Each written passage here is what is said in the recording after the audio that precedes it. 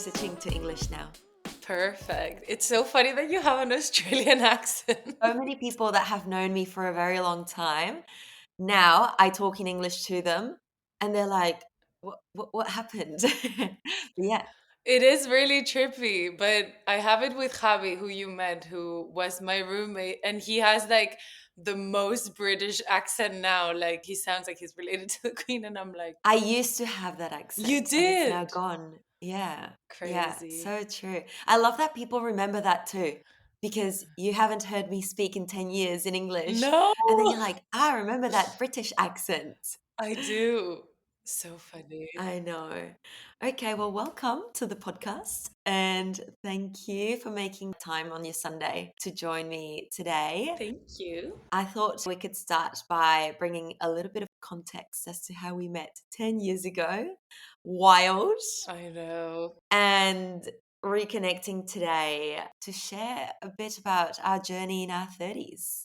Let's do it. So Anna and I met in Barcelona 10 years ago when we were both just little chooks starting in our advertising journey at a creative branding agency. I was a junior project manager at 23 years old, fresh out of uni, and you were 20 or younger. I think I was younger, maybe 19. Yeah, I think so. Because you were still in uni and you were just doing your internship at this agency. Mm-hmm. Tell me a bit about yourself and then who you were 10 years back when we first met. Yeah, God, I feel like people must think I'm in love with you or something because I'm so giddy, so happy to be reunited. You're speaking, and I'm like, mhm. I love it. I'm feeling the same. Well, I'm Anne. I am, God, I am a daughter, a sister, someone's girlfriend. I'm a friend, and then I love writing. I love dancing. I love crocheting and making things, and I work at Wyden and Kennedy as a copywriter here in Amsterdam. But I'm originally from Spain, born in the Basque Country, grew up in Barcelona. That's how Sarah and I met. And 10 years ago, God, I feel like you met me at one of the most crucial, I don't know if crucial is the word, but definitorio, like most defining times in my life, because it was the first time I was living by myself. And I feel like that gave me a sense of agency over my life that perhaps I didn't have before. I come from the loveliest small town, and I had a really nice, calm, not sheltered, but like protected life. It was really nice, very sunny by the beach. So it was a dream, but I always had this urge to go out and explore. And I think what can happen sometimes in smaller spaces is that you can define yourself by the space you occupy in a certain environment, and the environment is very specific. And even if, like, I always had this instinct to like break out and meet people and seek places. Like, I remember I would dance in the city next to my hometown, and I made friends there, and I would sometimes hang out with them or want to go to the bigger city just to see more things. So I think I had that curiosity, and being able to move to the city and feel like I had my own space and like I could decide what to do over my time versus following routine was really refreshing. So when you met me, I was very excited, very full of energy, so creative and so fearless. Like, if I look back at who I was and I look at myself now, I actually feel quite impressed at how fearless I was. Like, I would just write stuff and post it on Instagram, literally spilling my guts on the internet. And now I'm like terrified of doing anything like that because I've become a bit more of a private person, I think. But yeah, I would say I was really hopeful and happy, and I think for the first time I had that sense that I could live life in my own terms, and that was really important to me. That's amazing. And it's funny that you say that because even though there's that age gap between us and you were 19 and I was 23, I was feeling a very similar experience where, moving to the big city, it was this buzz that suddenly you were this grown up working at an agency, meeting cool people on creative projects. And I remember it as such a pivotal year in my life too, where there was this blossoming of, like you said, agency and independence, where I guess parent figures weren't so observant of what you were doing and you could just do whatever the fuck you wanted.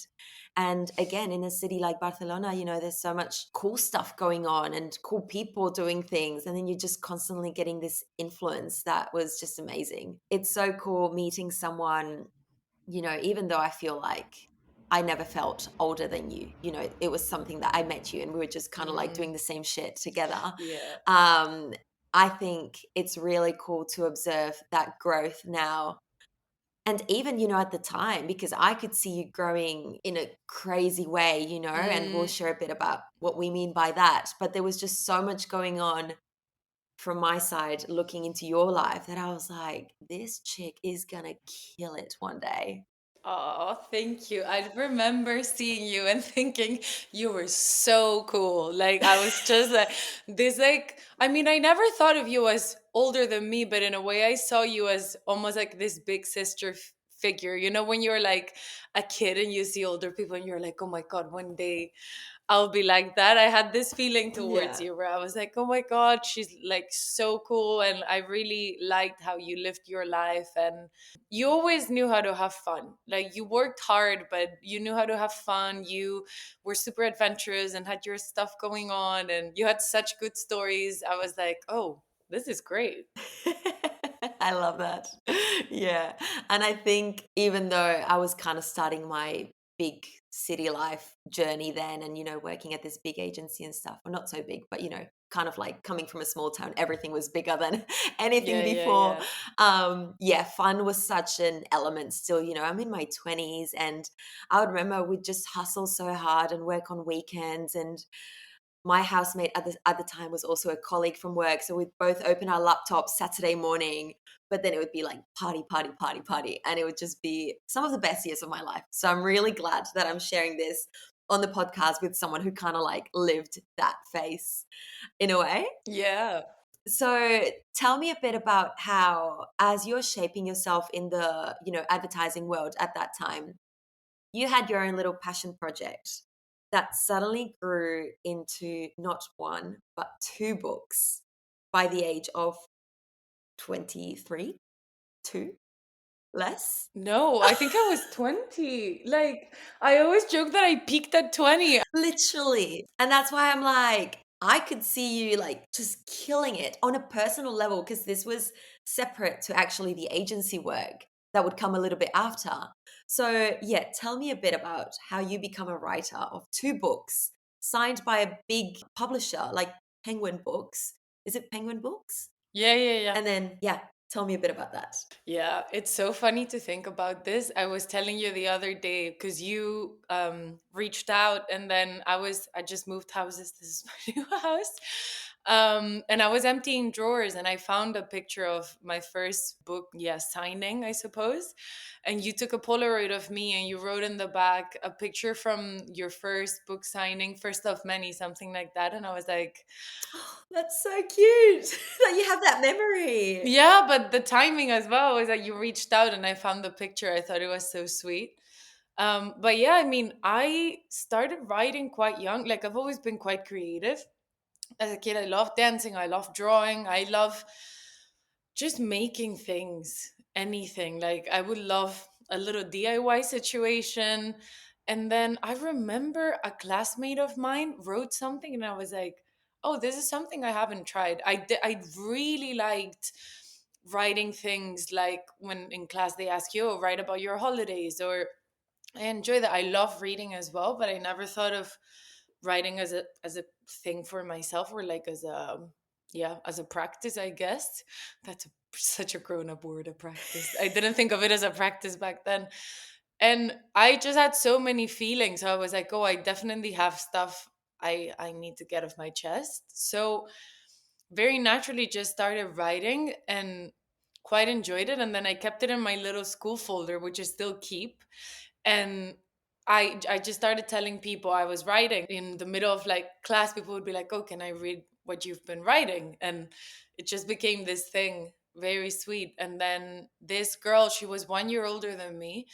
Raquel was like, we need to show this to our philosophy teacher. And then she like took me to him, showed him all the pieces of writing, and he was like, oh, this is great, why don't you start a blog? So I was like, okay. So then I started putting the things in the blog, and it wasn't too big. Like, I suppose some people in my hometown read it, and I almost created this brand that I was the girl who writes. And after that, just really randomly, there weren't that many Instagram accounts doing this. There were some Instagram accounts with like pictures of books or small quotes. And I was like, oh, maybe this is a way I can publish some of my stuff, because I started writing poetry and it's shorter and some things made sense on their own without necessarily sharing the whole thing. And I just started publishing stuff, and this was before you could repost, reshare or anything. And it started growing organically. Like, people would share the poems and the quotes on their profiles. And yeah, I suddenly found myself with like 40,000 followers and an email from Penguin Random House in my inbox. And I was like, huh? And the funny thing is, the Penguin offices were right by where our internship was, which again, all these weird synchronicities. When I look back, I'm like, it almost feels like it was meant to be, because that internship also came after another one didn't Hmm. come, and it was so heartbreaking. But then this happened very smoothly, and the offices happen to be right next to our office. So yeah, it's crazy. When I look back, it feels like a lifetime ago. And for the longest time, I feel like I couldn't own it. I thought, and this is something I'm doing the artist way now. I don't know if you know the book. I haven't read it, but I know about it. Oh my God, you would love it. You need to do it. One of the third chapter is actually about shame and all these self-beliefs that we have. And I realized that I have a hard time acknowledging that that was any good, because I was so young and it came from such a an instinctive place. Like, I literally wrote because I didn't know what to do with my feelings otherwise. And now I look back and I'm like, that's so valid. Like, I wish my writing wasn't so, it's not in a corset now, but it's definitely influenced by everything I've learned. And work has given me structure, which gives you confidence, but then removes some of the spontaneity. So yeah, it's really cool to think about it now and just be like, well done. Absolutely. You should be so proud. And I've been to both your book signings You at did, yeah. 20. What the fuck? I And know. yeah, the room was packed. Like, people, you definitely had an audience that was loyal and like so supportive. And like you said, you wrote your feelings out in such a way that they didn't need context, but they were so relatable. The pain or the love or the, whatever it was, the emotion was transmitted in a quick snippet. Sometimes it was just the one post on Instagram, one image, and that paragraph would resonate with thousands of people in Spain. You could just read it and be like, she's just put my own feelings into words. And so that was just such a talent. You kind of wear your heart on your sleeve and it then just passes from the sleeve onto your hand. And then you've just written it. And then it's like your emotions were so relatable. And I think that is the magic of being vulnerable at the end of the day. Mm. Vulnerability connects people, right? Mm. And you weren't wanting to become a something. You weren't wanting to make it a profession. You were just doing it because that was your own therapy at the time. 100%. And then that was the therapy for many other people. Thank you. Yeah, the thing I admire and I would like to get back from that time is just, I put this into words recently, doing the artist way, but creating for expression, not for perfection. I think it's so important. And yeah, it's almost like a childlike quality. But at the time, I thought that was the reason why my work wasn't good enough. And granted, I'm sure it could have done with some editing, but at the same time, I'm like, it was what it was and it was pure. And it was really important to me at that time. Like, I genuinely think it saved my life and my mental health at a time when therapy wasn't as much a topic of conversation. Like, I managed to tell a story and do something with my feelings. Like, there's an alchemy, I think, that happens when you do something out of something. Absolutely. And so 10 years after publishing two books, or maybe eight by the time the second book came out, but does that book still sell? Is it still available? Like, is that something that's still floating around, or what's the go with that? Yeah, it is available. It is not selling as much. Like I think it sells a couple copies a year. But the thing is, I made the decision of not continuing with the Instagram page, which was the place where I had my audience. And, I mean, it's still open if someone wants to go and have a look. But I decided to not continue doing that or keeping that, as suppose, as part of my writing practice. And then the project, it's not, I mean, I'm still writing. I actually have these things sitting in my drawer from when I had my Saturn return. But the year I turned 28, I wrote a lot. It was a year of a lot of changes, and it's just sitting in my Google Drive. And I'm like, what am I going to do with it? I literally translated it to English and back translated to Spanish, the stuff that was in English. Like, there's so much, but I have this blocking where I'm like, I don't know what to do with it. And it doesn't feel right to have an Instagram page where I post poetry. I think the speed that it requires, I can't keep up because you don't always have something to say or something substantial. There's been times like maybe during my Saturn return, I could have kept that practice of writing one thing a day and posting it, but not now. I think it's a lot, and some things I think are good to keep for oneself. Fully. So yeah, the books still sell a little bit, but I feel like that era has reached completion, and then I haven't stopped writing. I don't think I'll ever stop writing, but yeah, it almost feels like one episode. I love that. There might be a rebrand at some point Yeah. and something to release out to the world that, it'll come in a different shape and form. It's also good to let those ideas sit, right? Like not everything needs to be just shared immediately. So I think that's a great exercise to just let it sit and then see what happens. Yeah, let's see. Then you lived in Barcelona for a little while, and then if I'm not wrong, at some point you did a master's, I did. and then that led to moving across continents. Yeah. Tell me a bit about that. So I went to our boss and I was like, listen, they were offering me a job, and I was like, I have this other opportunity of going and doing this masters in Madrid. They have accepted me, and I'm curious to hear what you think. And actually, our boss, he could have just been like, no, stay. And he was like, listen, if you have the opportunity, go. You'll always have the chance of coming back. And I actually really appreciate that point of view, because if he had said the opposite, I would have considered the proposition. So then I moved to Madrid, and a friend of mine once said you always need to leave places at the best time, or like when you're at your peak, so you keep that good memory. And I definitely feel like that happened.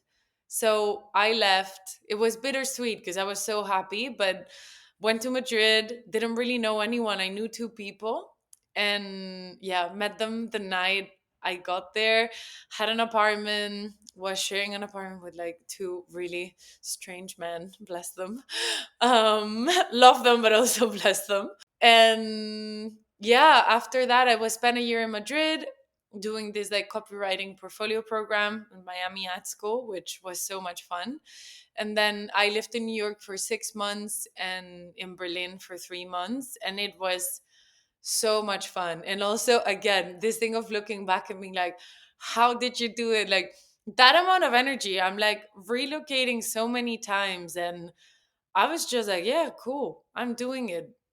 I knew I had a community wherever I went because this school has like base schools everywhere, and you meet people at the internships and stuff. So it's a little bit less scary than starting from scratch. Like when I moved to Amsterdam, for example, I did feel like I was starting from scratch because here, yeah, I knew people, I was going to meet people at the agency, and I came as part of a group, but that was a little bit more terrifying. This was just so fun. It was like, okay, let me go around the world and meet all these people and learn all these things. So it was incredible. And again, one of the things that I love about living in Amsterdam now, and that I think learned by living in different places, is just meeting different people from very different places and never assuming that people come from the same place as you do. Mhm. Like, for example, my therapist is from my hometown. She went to my high school. And I love that because she has so much context. But in other relationships, I don't necessarily need to come from the same place as you. Like, my best friends here are Nigerian, Indian, Italian, like Dutch as well. But I love that everybody comes from a different place, and that requires seeing the other person and taking some time to understand. And it just makes your life so much richer because you get access to all these things. So besides whatever I learn in the internships and stuff, I think just having these opening experience of being exposed to different things, different people, their habits, their yeses and their nos is, yeah, it's been the best thing that's happened to me, and one of the reasons why I've chosen to stay in the Netherlands, because yeah, Amsterdam is so diverse, it's so full of different people and places and cuisines, and that's something I never want to give up. I feel like it's enriched my life so much. I love that. That is really cool. And I guess that's the magic, whether you're relocating or traveling, it's the richness and the diversity around you, right? We're not people, I guess, to just stay with the habit of what was. And I think when you're someone that seeks, newness, I guess, you seek, and your ambitions and desires are constantly churning in the background, being like, I want a little bit of this spice and then a bit of that spice. It's so important to be surrounded by that. And I guess it's a way of, expanding your consciousness to new ways. And that feeds certain souls like yours and mine. Mm, And I think just traveling in general, it's for me, it's the magic of traveling is meeting someone and, aside from their own personal story and where they come from and what that's been like, it's the cultural difference and, the mannerisms and the way they've been raised and, their educational system and, the hardships or the goodness of where they came from, the cuisine, the way they love and the way they speak and communicate. There's so much to take from all of that. mm-hmm. It's shaped me to be the way I am now and to be almost like the most okay that I've ever been with who I am. Because finding, I guess, my voice, which is what today's thread is all about, has come from being exposed to shocks and challenges and tests and influences. But the moment you are so exposed to change in whatever way, your personality is never the same because it has to come with an adaptability that is different depending on where you are.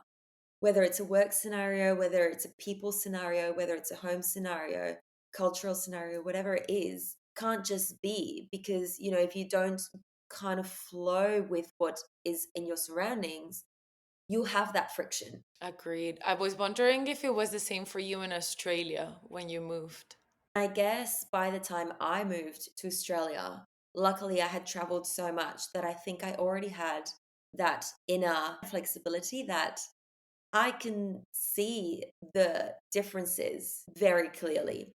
They don't suppose, I guess, anymore after 7 years, a shock or a friction.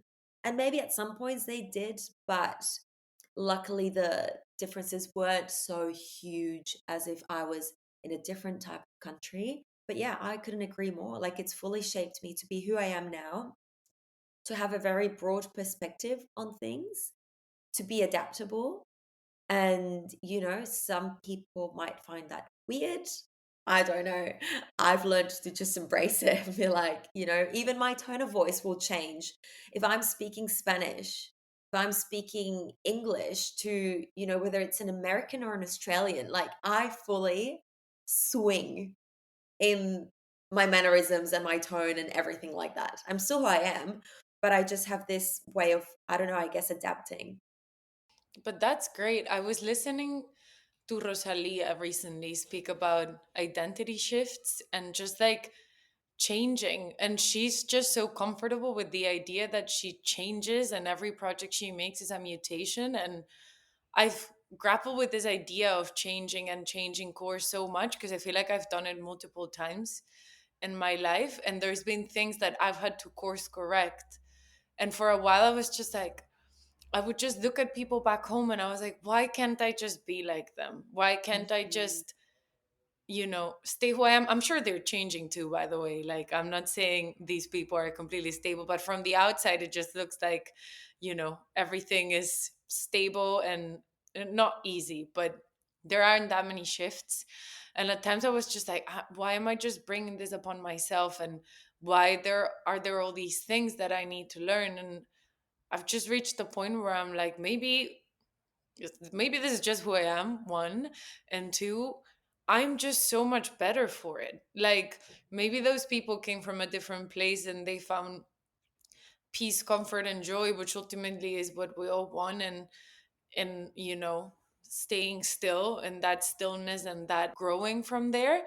But I needed to plant the whole fucking garden. Like, I needed to put the soil on the ground. I needed to water it. Then there were some like malas hierbas, and I needed to take them out and then water it again and plant again. Like, it took me work to become who I am. Like, for me, this was a choice. It was built brick by brick, and I'm like, why does that have less merit than someone who was like born holy already? You know what I mean? It's like, so what? Like, I don't mind the work showing, and that comes with awareness and love and experiences. So it's taking me a long time, but I think I'm finally just like, maybe I'm like Rosalia's albums. Like, I'm a project, and I get to evolve and change and realize things and explore where my limits are and where the corners are. And at the core, as you said, I'm still the same person, but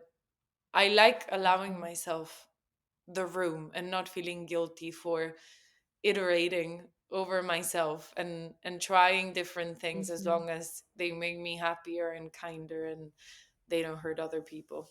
Absolutely. And, like with so much change, often, like I've had those same thoughts of like, just stay still, just stay, stick to one job, stick to everything, just stay.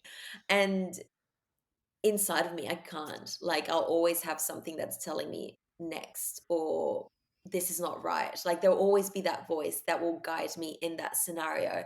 And that's kind of like my driving force to then, change to something new. But I think when you are able, whether you've accepted that side of you or not, but when you are able to pass those fears, right? Fuck, that's going to be so hard. Do I want to do this? Do I not? You then go do it because deep inside you know that that's what you want to do, even though you don't acknowledge that until maybe a little bit further on. And then maybe the people that around you would have been like, you sure? Like, that doesn't sound right. But you're like, I kind of just want to do this. And then you reach that, further along the journey and you're like, firstly, I'm very happy with my decision. Secondly, you've just opened a world to people that might have been, supporting those fears in all fairness, not nothing wrong with that. But then everyone's just so happy for you for what you've achieved.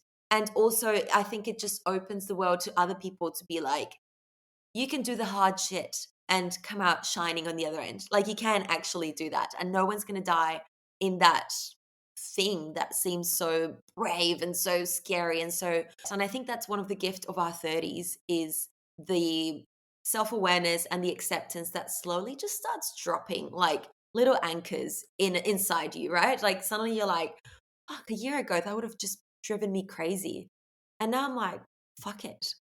No one's, I don't think it's even like a conscious effort. Yeah. It's just like, whatever. And obviously that comes with, self-work and whatnot. But I think it's one of the gifts that I'm seeing more and more in women around me as we enter our 30s, more towards our mid 30s. And slowly those things just feel way more grounded and you're just more in that whatever mindset. Like, this is me. That's what I'm doing. And I love that you brought up Rosalia because, she's such in her own lyrics and songs, she's using multiple languages. And do you know Italian? No. Do you know Catalan? No. Here goes a song that I'm loving. And, it's that embracing and just full femme force of like, this is me and this is all that I encompass. Like it or not, here I come, And I think that's just beautiful. And anytime I see it in someone else, a woman, I'm like, you fucking go. I love it. I agree. Like, people owning themselves fully. And I realized that's what I find, like, even in the people where I'm like, oh, why am I so drawn to this artist like Tyler the Creator or Bad Bunny, Rosalia? They're just so unapologetically who they are, to the bone. And they carry it and they Mhm. own it. They own it really well. They carry it really well. But that's a quality I really admire and something I hope I can continue to cultivate, because it's so cool when you Absolutely. see it in others. It's like this massive light shining. I find it so inspiring. And same with writers who are able to articulate their feelings really, really well and are very generous with their vulnerability. For me, it Mhm. connects with something deeper, almost like my purpose. Not that my purpose is being Tyler the Creator, but maybe. What do you mean? How is it not? maybe maybe just reaching that level of self-expression and self-knowledge. Yeah, absolutely. And so if we go back a bit to that first big move now, you've crossed continents, you've gone to New York City, you've moved to Berlin, like two fucking insane cities. Love them both. Yeah. So cool. Where do you start if you were now to reflect back, thinking, in that journey of finding your voice? As we're speaking, I'm already seeing how, even from the books and that internship, you are already finding your voice in so many ways, right? But in those cultural changes, are there milestones that you can think of that are kind of shaping the world of Anne today? For me, it didn't necessarily happen there. Like, I think for me, the thing with finding my voice was about telling the truth. And the truth for me is my truth. I was in a not so great relationship in university with someone who didn't want to say we were together. And I I, remember that. yeah, I lied to quite a few people about it. He also had a thing with a girl from our class, and she was also my friend, so that wasn't great on my end. And I recently spoke to her about it, and I apologized again because I was like, that wasn't cool. I should have been a better friend to you. And, I'm not, I wasn't saying it to get anything out of it, but more so to say you deserve better. And I actually loved you better. I just couldn't do better in that moment, and doesn't need to change. But alas, I broke up with this person, and then I went and I told the truth to everybody I had lied to. And that for me was my complete identity shift. It feels quite vulnerable to explain these things because even though I was really young, I'm like, it's something I'm not proud of, and I wish I could have acted in a different way. But it is what it is. We accept ourselves fully, and because of that mistake, if you will, I am who I am and where I am today. But for me, that was the shift. That's when I started writing poetry as well, because I could own my story, I could own myself, mistakes and all, and just go into the world bare chested and be like, this is me, this is what has happened. And I believe there is forgiveness, there is healing, there is growth from here, because otherwise what's the alternative? I just stay in this like small box, and mistakes are not allowed and my insecurities are not allowed. It's like, how am I meant to get past this if I don't get through it? Like, I needed that. So for me, that was the breaking point. And then I think I just carried that thing with me, that like, no lies, no hiding things. Let's be just really honest with how I feel and what I do. And that's, I mean, obviously I'm not perfect and there are many things I still need to figure out and work on, but I haven't done those things again. Like, I haven't gotten in situations where I would betray my friends, who to me are like so important, almost like family, um, over getting attention from somebody or anything like that. So I think for me, that was the most pivotal moment, like actually fucking up big time, owning my mistake, and just being like, I'm not doing this again, because I take responsibility for the pain this has caused others and also the pain it has caused me. So I move, and just having that level of integrity, I think, and just level of honesty with myself. After I allowed myself to own that, I allowed myself to own everything else. And that's when I started writing very honest things, because I suddenly gave myself, it's like a door opened and a flood came, just like, okay, now process all these feelings of all these things that have happened. And it was honestly magical. Like, it obviously came with loss, and it's, you always have to deal with like how you think of yourself when those things happen, because it's never nice to see yourself make mistakes and, accept it. But at the same time, the responsibility that came with it, and just like the commitment to not doing that, and to being more aware, that was powerful as fuck. So I think I just carried that voice. Then the obstacle that came next was finding that voice in another language. Because, Wow.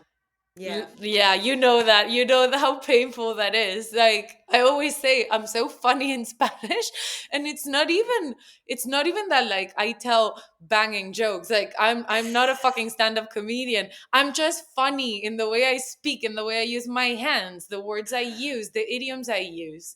So that was a whole other thing, because you suddenly lack so many tools to express yourself fully. And as someone who is a words person, not having the words is like, wait, who am I? Absolutely. Because I can't remember your level of English back 10 years ago.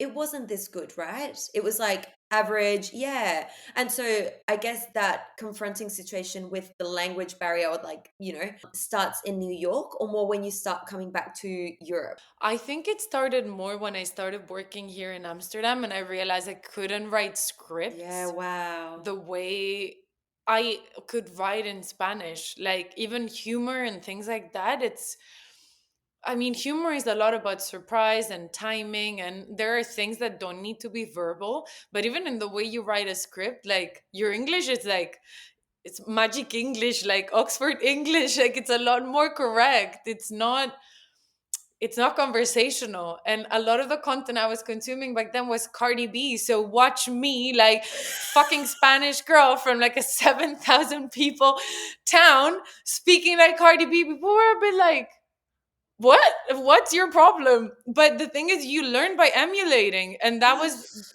the Absolutely. content. I mean, obviously I watch other people too, but it was probably Nicki Minaj and Beyonce. So it was just like, these people with like intense American accents from like Queens, the Bronx, New York, and little old me from San Andreu de Llavaneras. Yeah, I mean, I have no memories of that and no proof, but it must have been really funny, because obviously that's where you borrow your slang and all those things until you're exposed to more things. So, yeah. Wow, that's hilarious. How was it for you in Australia? I guess for me it was different because I learned English from a very young age. So English was so natural to me, where I'd been raised bilingual. Like my Monday to Friday was fully English, British in that case.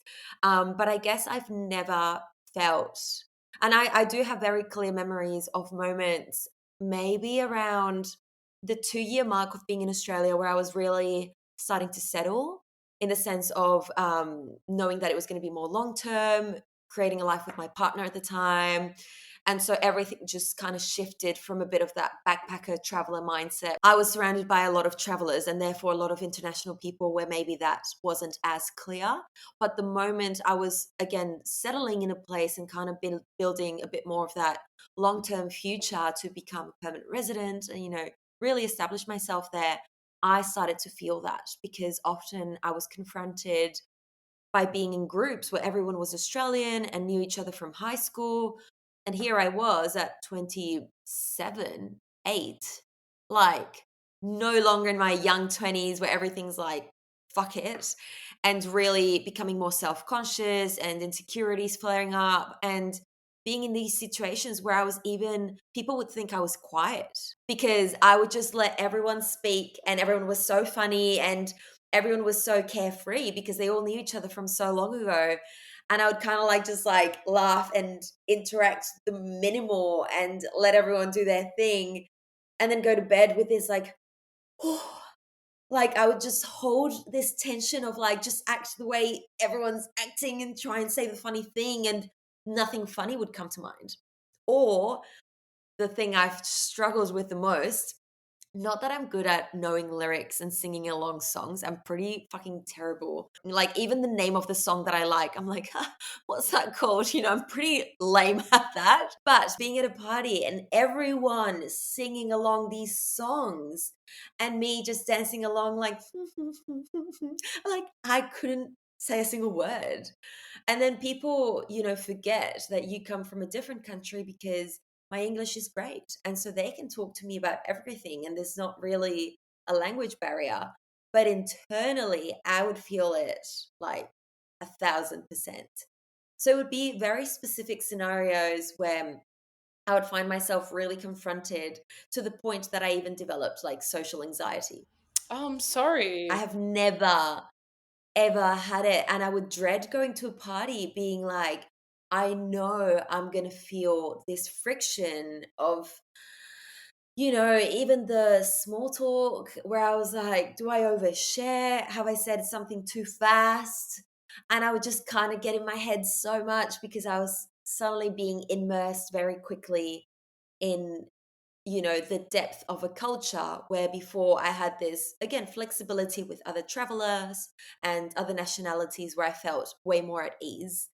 And so I had to learn it because obviously I was establishing this life in a new country where now, I sound Australian probably because of that. But yeah, I think it's something that, again, I was choosing that hard path, I guess, for something I knew I really wanted to get. And I wanted to build at the end of the day. Like, I loved my life the way it was, but it came with that confrontation, I guess. But I was choosing it. No one was putting me in that box being like, this is what you have to do. I was choosing to be there. And so for someone who chooses and has that vision of living overseas in a new culture, whatever it is, and whatever your reason to do that is, you know what you want to obtain at the end. And so it's just the way, and I guess all along, even though I was feeling that anxiety, it was never limiting enough to block me from going to that party. I was quite self aware of what was going around me and what I was feeling. And also, I was going through my Saturn return at the time. So that combined all your insecurities and your confidence with yourself was so, one minute you see everything clear, the next moment there's like a blur, and you're like, who am I? How do I feel with myself? And you can't really pin it down. Or at least that was my experience. No, I can relate so much of what you said. I think that's part of the expat experience as well. My One of my best friends here, Anya, who just became a mom. I'm so happy. Cute. The 30s, part of the 30s, becoming an auntie. Love that. She's from India and she's been living here for 10 years, I think, or 8, something like that. And she always says that she struggles with this feeling of not being here or there. And I can relate to that because I go back home and I'm like, it is home, but it's not my place. Like, I love it. And when I'm there, I sometimes have these moments of like when I'm with my friends, and I went to a school reunion this year and it was the best. And all my friends are having babies now, my friends that I've known since I was 8 years old. And I'm like, fuck, I'm so happy. And I love sharing this moment with them. And I have this like urge to return. But at the same time, I need to remind myself of the reality that would mean moving back to Spain in many ways, financially, work wise, and also lifestyle wise. Like I would have to think of the place like my friend Nuria says. It's almost like you're not moving back home, you're moving to a different city you've never been to because you need to build your life from Mm. scratch there. So it's always really confronting when you have this feeling of like, oh, I don't fit in here, but I don't have a place to go back to where I feel like I fully fit in. Like, where's my place of safety? And I don't really have an answer, but I think maybe because I'm in an expat community, it's easier for me to adopt this mindset. But I have to remind my boyfriend sometimes, he's from the UK, that I come from a different place and that it doesn't matter if the UK and English and America are the cultural parents of the world. There's beauty in knowing people have different references. So sometimes he'll be like, "Oh, you know this song or do you know this movie?" And I'm like, "No." And he's like, "Oh my god, do you not know this?" And I'm like, "Do you know Lola Flores?" No, es que claro. Like, we have different references and it's okay. And whenever people have this like shock reaction because I haven't been exposed to something, because I am, again, I'm from a very small town. Like, I only found out about hip hop music because I went to the dance studio. And then when my parents would go to the city, if we happened to go to a record store, maybe I could try and find a couple of albums if I was navigating, if I knew how to navigate the shop. But until then, it was like I didn't have a computer until I was like 13, 14. Like, I watched whatever was on Blockbuster or whatever was on TV. And then it takes time to get the tools to not to, dive deeper. And I wasn't that quick. I wasn't that, I loved my books and my little things, but I wasn't the most tuned in. That's a skill I've developed later in life. I can say now I'm more tuned in, but I think a bit of an antidote to that is also just taking ownership over who you are and just not letting people assume that everyone's context is your context. Like, I used to feel a lot of shame and, like, especially when I started working at Wyden where I work, just be like, oh, I should have watched all these films and read all these books. And then I just started hitting them back. Like, if it's one of these like very boys movie, they're like, oh my God, you haven't seen Rush Hour? I'll be like, have you seen Mean Girls?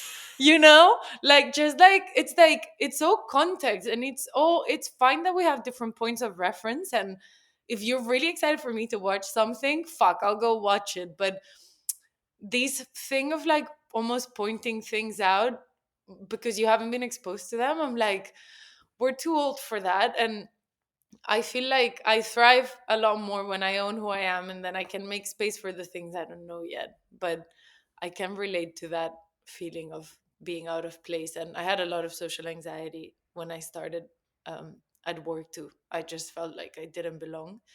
But yeah, again, your voice, owning yourself, being like, this is where I come from, this is what I know, has helped me. I hope I didn't sound preachy or like I was trying to teach you a lesson.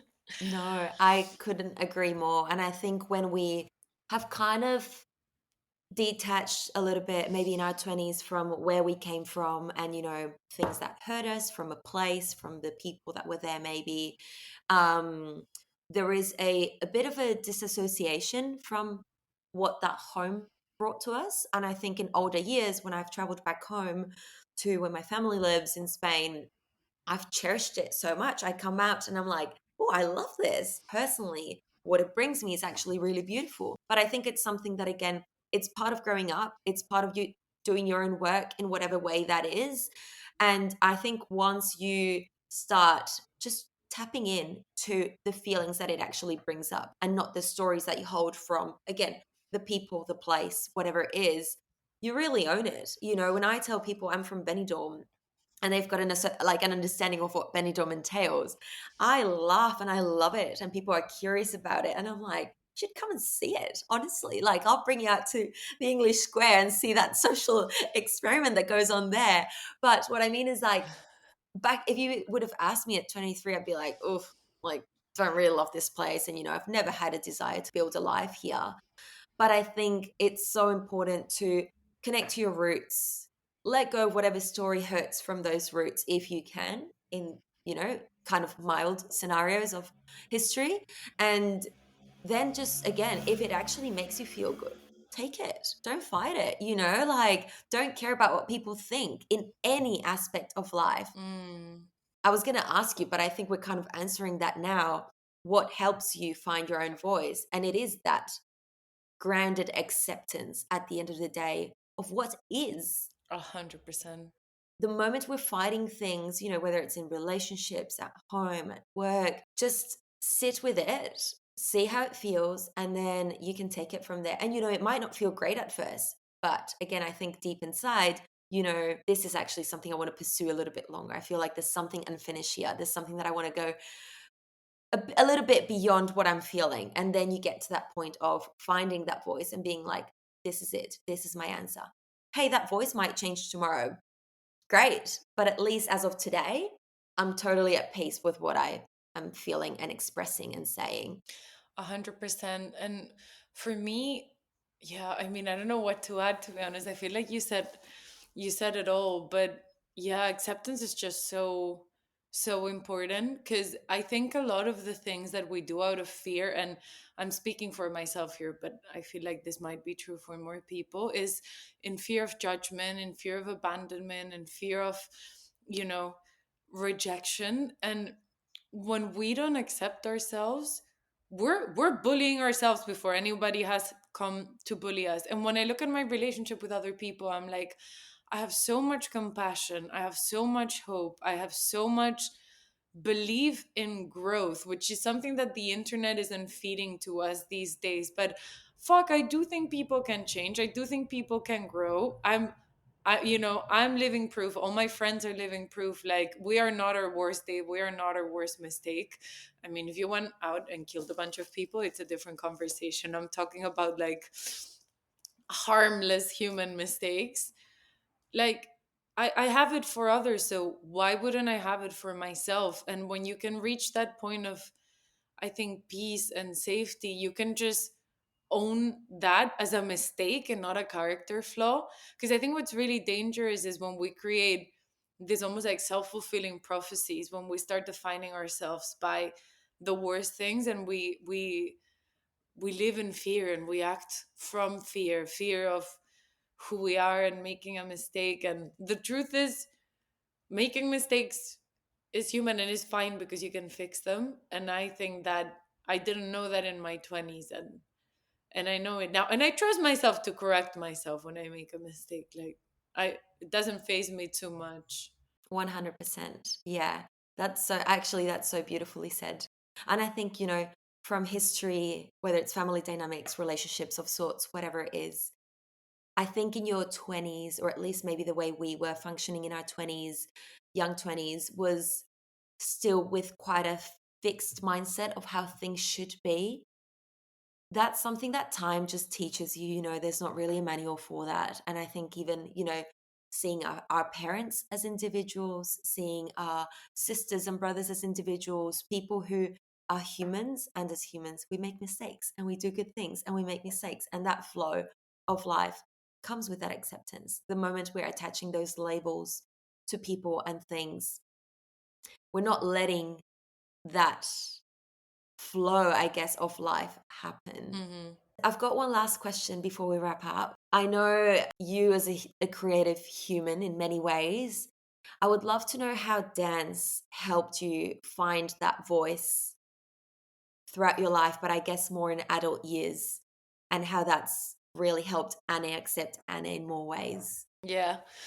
God, if dance is everything to me, to be honest. Like, it's so funny these days. I talk about things and suddenly I get teary eyed and I'm like, I don't want to cry, but I was saying this and I felt emotional. I think so. I grew up dancing like hip hop, but even before that, I was just dancing in my room. I would go to Calpe near Benidorm actually in the summer. There was a man playing the piano. I would just like go to the veranda and dance in my little yellow dress. So I've always loved using my body to move to music. Like, I find it amazing, and I love going to a party now. I don't even need to drink. It's incredible. But on a deeper level, I for a while, so I've always had a really complicated relationship with my body and with food. And you know funnily enough, during my 20s, I feel like my eating disorder calmed down quite a bit, and now in my 30s, suddenly, I don't know if it's because of Ozempic or whatever, suddenly it's like creeping back up and being like, hello. um but dancing, I always describe it as the one thing I can do for myself without an external gaze to feel like I'm the baddest bitch. And as someone who, I think when you have this relationship with your body where you feel like it's never good enough, it never looks good enough, it never is good enough, you'll never be worthy enough, or like worth loving enough because of the way you look, which is such a fucking cruel thing to say or think, but it's this little voice that I know so many other women have in their heads. And I, at times, I find it embarrassing to still have that voice at 30, but hey, radical acceptance, right? Mhm. We move. So knowing I have this thing in my head and it won't quiet away, dancing is the one thing I can do where I'm like, no, I own this body. Like, this is for me. and the voice doesn't completely go away, but I can do something where, I change the narrative on a cellular level almost. Like you suddenly need to like dance to this song, need to embody this character. And for the longest time when I think this was before I met you, I quit dancing because I couldn't stand looking at myself in the mirror. Like I would just spend the whole dance class just picking myself apart and thinking, oh, I should lose weight here. I should do this. I should do this. I should do that. And I actually think after getting out of the last relationship I was in, I had this shift of just like fully accepting whatever came, including myself. And I could feel that ease translating into my body and the way I was moving and the way I was doing things. And I just realized that sometimes you need to embody things before you can become them. And I like that about dancing because I never allowed myself the chance to be the hot bitch. I never allowed myself the chance to like own myself and own the floor and, really tell myself you're sexy, you are, but not sexy in a way where it's like, oh, people perceive sex from you. It's like, no, I look at you and I'm like, I'd want to fuck you if I was, which I guess it's an external gaze, but alas, for me it's great because I can do it for myself. I can tap into that energy, and it is external, but it's not on me, it's in me. Like you hold on to something that's inside you, like a belief and energy to go to that place. And it's without fail, like whenever I go, either because I feel happier, because I've seen my friends, because I can step into these characters and I feel like I feel good and I think it looks good. And yeah, again, I think it's that embodiment of that energy, because you can repeat yourself something a million times, but it's almost like enacting it in a safe environment. Yeah.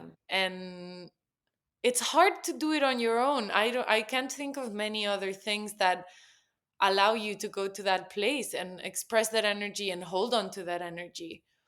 So that is why dancing is so special to me. And that also applies to anger, to joy, to feelings. Like it's a range, but specifically when it has to do with a relationship with my body, I think it's been interesting in my 30s, both with, I mean, dancing I've been doing for a long time, but I ran a marathon this year, You did. and I also did the entire Camino de Santiago.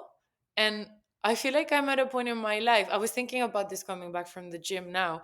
People are like, oh my God, people in their 30s are just like having these crises and running marathons and doing triathlons. And I'm like, maybe this is the time of our lives when we outgrow the ideas of what our bodies can do. Like, I was the fat kid in school.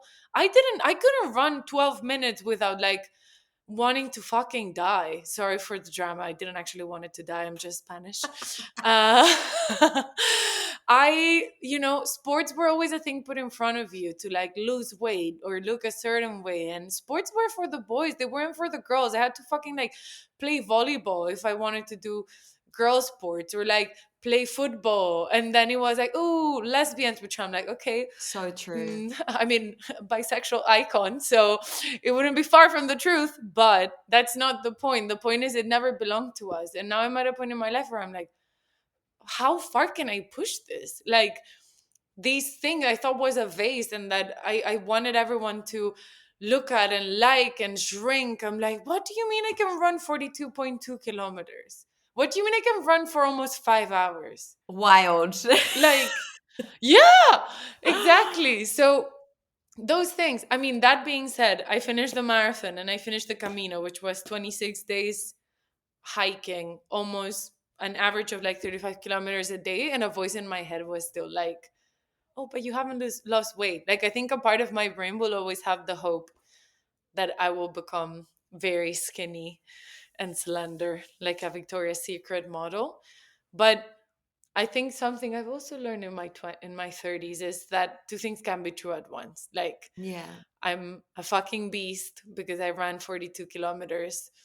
And also, a part of my brain will wish that I was skinny, but also another part of my brain goes to a dance class and is like, purr. Yeah. So, I mean, It's messy. it is, but I think that's the beauty of life at the end of the day. You are always going to want what you don't have in many aspects. You know, it's that outward looking where you're comparing and thinking, wouldn't that be nice?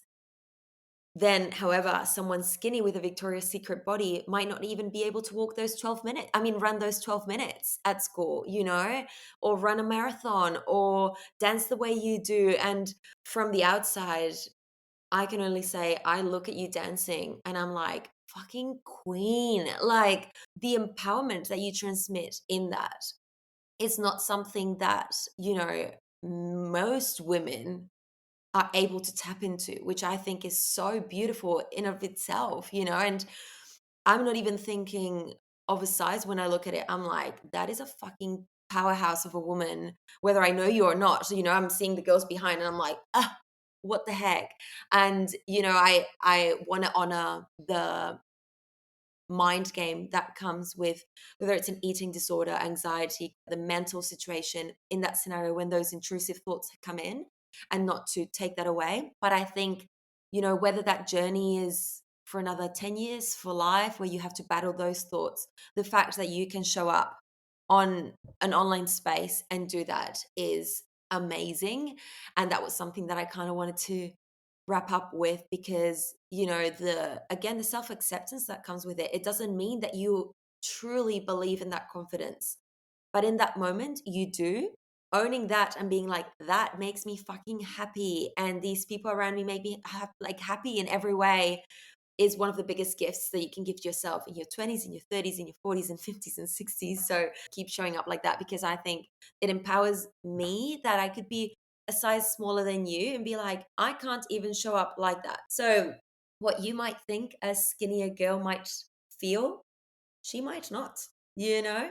Yeah, no, I know that. And sorry, I know you wanted to wrap up, but I No, wanted to let's ask you, go. what is the thing you go for to tap into that confidence? Because obviously I don't see you dancing, but I see that confidence in you. Like when I see you going to a festival or wearing a fun creative outfit, like what are the things that make you light up like that and make you feel, yeah, like yourself, like truly shining. I don't even want to say beautiful, like it goes beyond, like you just feel like bright.